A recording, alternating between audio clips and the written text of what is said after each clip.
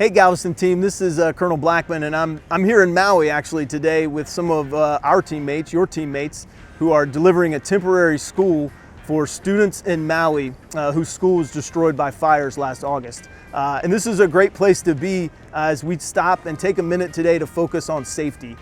Certainly this team here is focused on safety. They start every morning with a meeting around the job site with all the contractors, all the folks that are on site, and talk about what's going on that day, and then specifically highlight any things in the safety realm that need to be focused on for that day.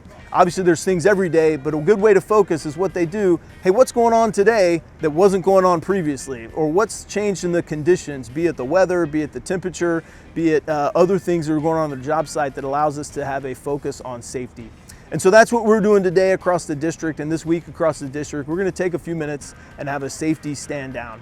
Now, what's caused this is over the course of the last year, and then even a little bit longer, we've had an elevated number of safety incidents in the Southwest Division. We've had, unfortunately, a couple fatalities of contracted workforce, and we've had a couple what I would call near misses, where we've had serious accidents, but could have been more serious and could have caused us to lose a teammate or a contractor.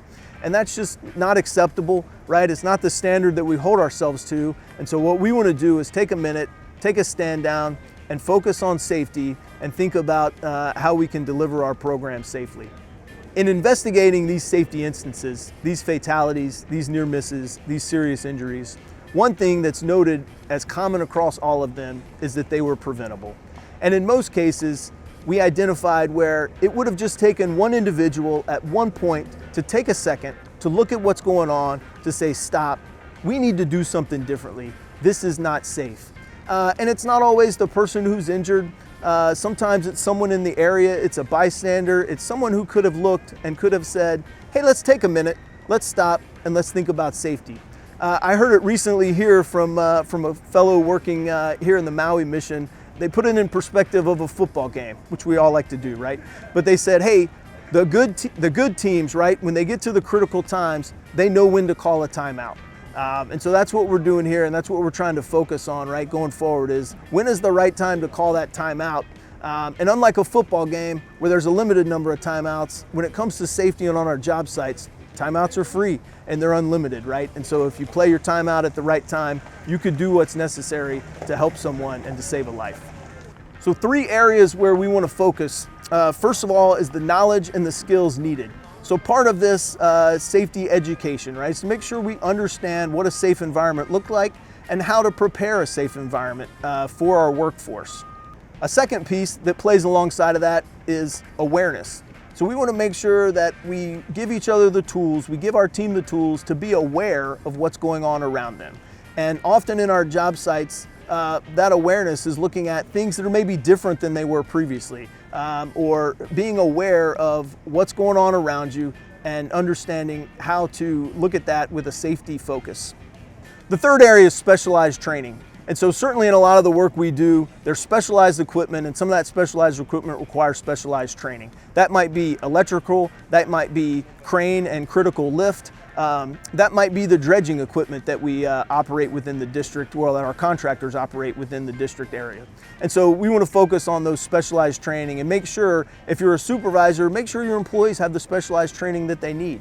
And for the employees, make sure you have the specialized training you need, and if you don't, bring that to your supervisor. That's a critical part of the safety plan for every individual. So as I conclude and I hand this off to the DPM and to the deputy, first of all, I just want to say thank you for taking a second, right, and for focusing on safety today. I think that this will matter, right? It matters that we do this well, and it's the right thing to do to take care of our workforce and the contractor workforce that executes the mission on our behalf. So thanks a lot. Again, I'll say thanks to this team that's here in Maui. They certainly are doing a great job, and they're doing it safely, and they're doing it on time and on budget every day. So we appreciate that. Thanks for your time. Stay safe out there.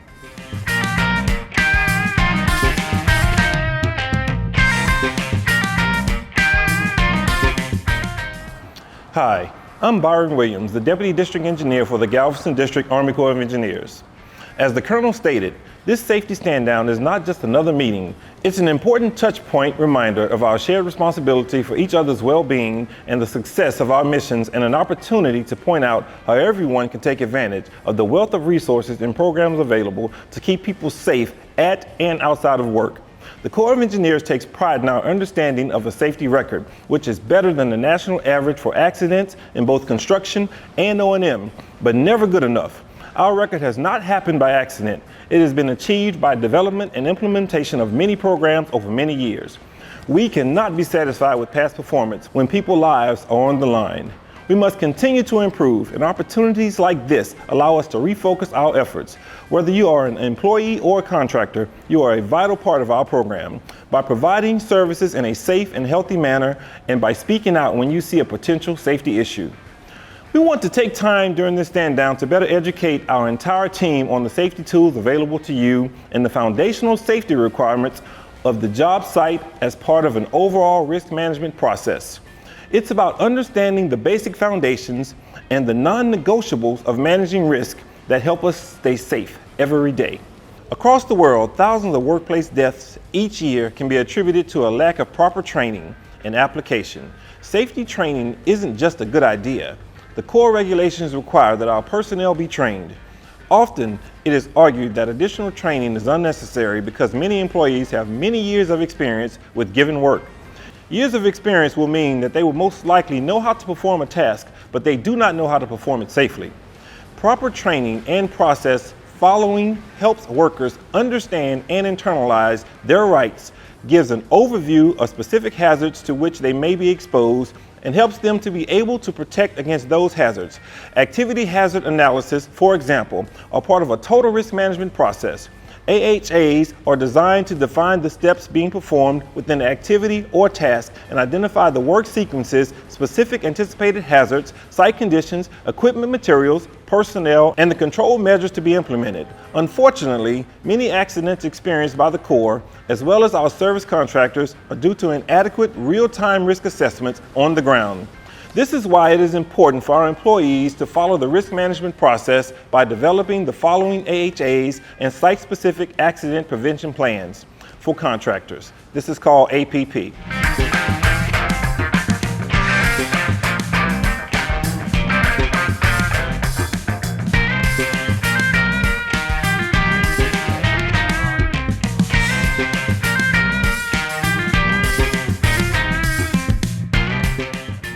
Hello team, I'm Major Eugene Roberts, the Deputy Commander here at the Galveston District. Today we're out on Rose Island Placement Area Improvement to talk about safety and accident prevention. Behind me I have the contractors as well as the Corps employees to show and emphasize how we work as a team to keep everything safe on the site. So today we will look at the site, look at how we're working together and how we're keeping each other with checks and balances and how we go forward. We want to make sure everybody goes home, so we're all a safety officer. I am, you are, as well as the team here to ensure that we go home safe at night. So I see these guys as two equipment operators out here. What's the norm on how you, if something was to happen, if they had a rollover, what's your normal activity like? Yeah, so here we strive for good communication amongst everybody who works here. Usually what I try to do is I try to take routine checks. I drive around the site making sure everybody's good. I stop for a couple minutes, give them, hand signals to make sure they're still coherent and make sure everybody's still working properly. So communication is a big key out here.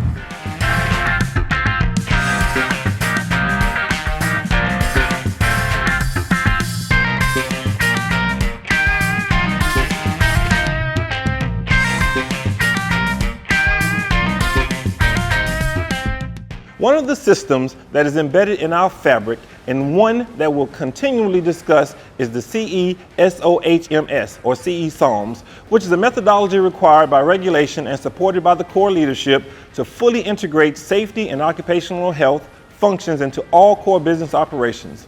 It is used to ensure risk is managed properly at the correct level, resulting in reduced injuries and illnesses of our employees and contractors, while enhancing Corps ability to complete our mission on time, within budget, and with the quality expected of our customers. If CE-SOHMS is implemented properly, it becomes part of the culture. the way the organization functions, and the way organization does business. Another one of the best ways to get information and safety lessons learned is to take time to really talk to employees or team members on a more personal level and get them more involved. Sometimes there can be many near misses before an accident finally occurs, which makes it critical for employees to speak up and say something when they see a hazard.